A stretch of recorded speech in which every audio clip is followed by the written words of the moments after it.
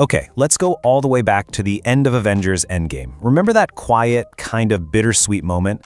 The universe is saved, and Steve Rogers picks up that briefcase full of Infinity Stones to put them back where they belong.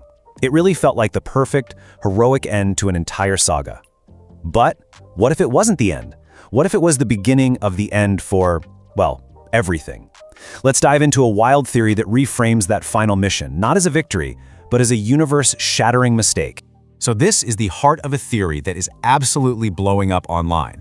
The idea is that Captain America's noble quest to stop branching timelines actually ended up creating the very chaos that's now ripping the multiverse apart, and that this chaos is going to lead us straight to the MCU's next huge threat, Doctor Doom. I know it sounds crazy, but when you really start looking at the details, the pieces fit together in a way that's, honestly, pretty scary. All right, so let's kick things off with Section 1, Endgame's hidden mistake. To get how this all goes so wrong, we have to go back to that one moment.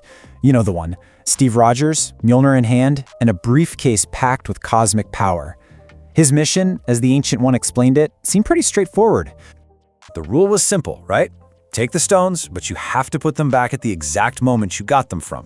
You got to clip the branches, as she said. If they failed, every single theft would create a dark, twisted new timeline, dooming who knows how many realities. Now, the Avengers thought they pulled it off, but this theory argues that success was never even an option. It was completely, utterly impossible from the start.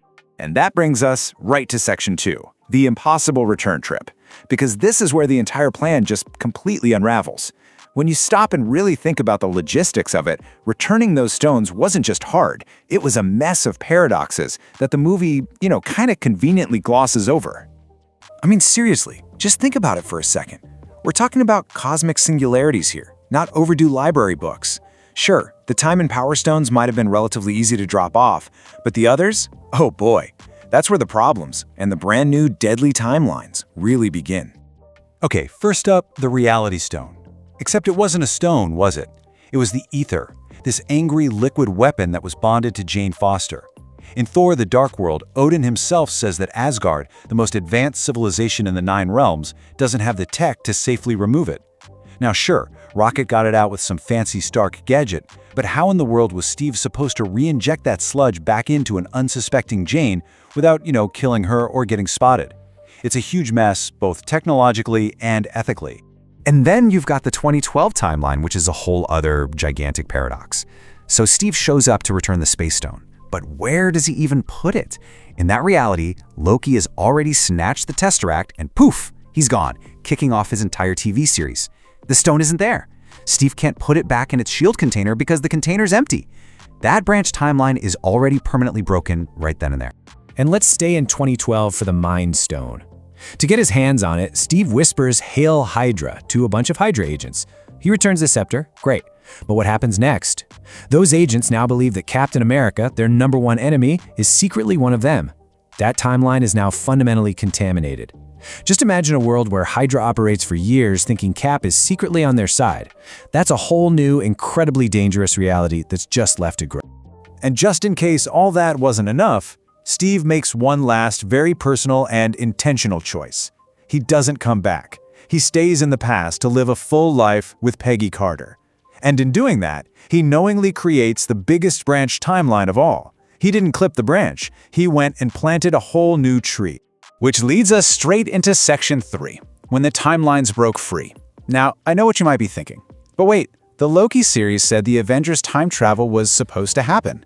And you're absolutely right, it was. But that was back when someone was actually in charge, back when the TVA was still running the show. So, just a quick refresher. The TVA wasn't protecting just one timeline. They were maintaining the sacred timeline, which was really just a curated flow of reality that He Who Remains wanted. Their whole job was to be cosmic gardeners, basically, pruning any branch that went off script. The Avengers time heist was a necessary loop, something he had already approved. But their messy, failed cleanup job? Yeah, that was never part of the plan. And this is the exact moment when everything changed. Before Sylvie killed He Who Remains, the TVA would have just stepped in and pruned that Captain Hydra timeline. They'd have pruned Loki's escape timeline. They were just glitches. But after she acted, all control was lost. Every single branch that Captain America failed to clip, or the one he made himself, was suddenly free to grow wild, totally unchecked. So here's the absolute gut punch of this theory. The incursions, all the multiversal chaos we're seeing, it didn't start because of Wanda's grief or Doctor Strange's botched spell. The original sin, the source of all the rot, was the Avengers' time heist and Captain America's failed return trip. They left behind this tangled web of corrupted, festering timelines that are now collapsing in on each other. So if the Avengers are the ones who caused this massive problem, who's the one who's going to figure it out? Well, that takes us to Section 4, Dr. Doom's investigation. In this theory, Doom doesn't show up looking for power. He enters the picture as a brilliant scientist trying to solve a cosmic problem. From his own reality, he sees his universe starting to fall apart at the seams, and he does what Doom does best. He investigates. Look, Doom is a genius, right? He's not going to see these incursions as just random bad luck. He'd see it as a disease with a patient zero. He would trace the chaos backwards through the multiverse, timeline by timeline, until he finds the epicenter, Earth 616, at the exact moment the Avengers cracked reality wide open. And his conclusion would be swift, logical, and terrifying. Find the people responsible. And his investigation points him to two names.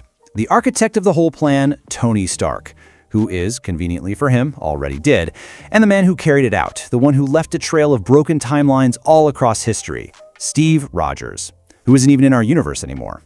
For a guy like Doom, the path forward is crystal clear. He has his target. And this is where the theory gets absolutely incredible, setting up a deeply personal showdown in Section 5, the first Avengers final fight. Doom isn't just another villain trying to conquer the world. He's on a mission to save his own reality by hunting down the man he believes is responsible for dooming them all. Just picture this. Steve Rogers finally got his piece. He's living the quiet life he always dreamed of with Peggy. In his new timeline, he's not an old man. He's still Captain America, right in his prime. And into that perfect, idyllic life steps Dr. Doom, an unstoppable force of nature with one single goal: to make Steve Rogers pay for his multiversal sins. The theory even lays out this chilling scenario. What if Doom, with his insane mix of science and magic, shows up disguised as Tony Stark? He could walk right up to Steve, not as an enemy, but as an old friend, telling him, "We have a problem." He could manipulate Steve, earn his trust, and then, at the perfect moment, reveal his true face and his real mission, either force Steve to fix the mess he made or erase him from existence entirely. Okay, let's pump the brakes for a second. Section 6, a crazy theory or truth. I mean, it's an incredible story, but is there actually anything to it? Or is this just some really good fan fiction? Well, there are a few interesting little breadcrumbs out there that suggest this might be more than just speculation. So let's weigh the evidence. On the one hand, one of the writers for Endgame literally said he found a new opening in the movie's ending that got the Russo brothers excited about maybe coming back. We've got these persistent rumors that Steve and Peggy are returning, and a supposed set code name for Steve is Luke Cage. But on the other hand, we all know Marvel is the absolute master of misdirection. Leaks are faked all the time, and that viral set visit that seemed to confirm everything, almost certainly staged. So for now, it's an awesome theory, but it is just a theory.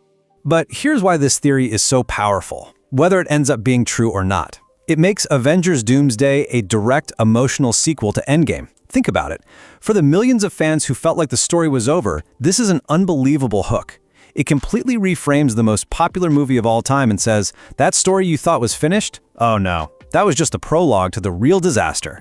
From a pure storytelling standpoint, that's just genius.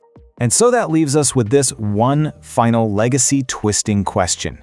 Was Steve Rogers' last mission a selfless act to restore balance to the universe?